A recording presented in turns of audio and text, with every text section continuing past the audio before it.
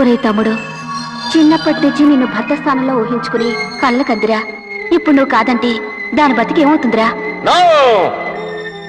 బావా, మీకెంత కావాలంటే అంత తీసుకోండి, కానీ మా సంబంధం మాత్రం కాదనకండి. అవునరా తమ్ముడు.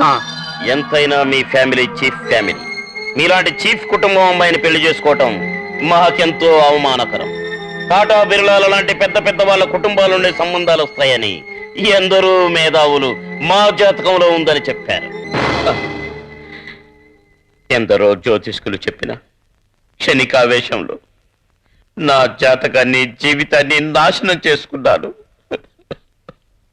చివరికి ఒక తేనెముకునే కుటుంబానికి అల్లుడయ్యాను. అందరికీ న్యాయం జరగాలని ఆశించే నాకు అన్యాయం జరిగింది. హే భగవాన్.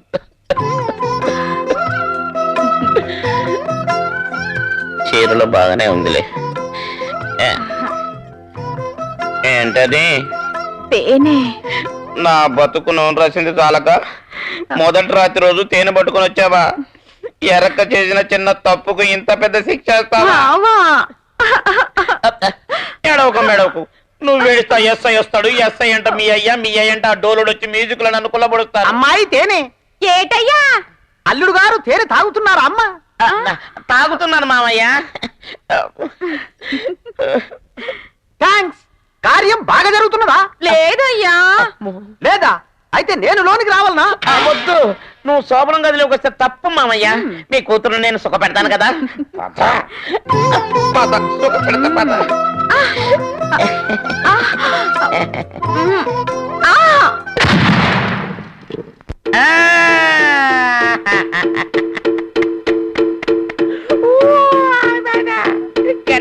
ఈ ఆల్టి నుంచి నువ్వు జస్టిస్ చౌదరి కాదు. అంటే మాలో ఒక్కడివి. న్యాయం చెప్పొద్దు.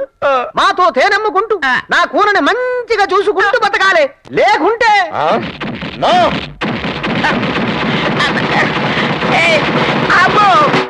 అంటే మళ్ళీ వాయిస్తారా?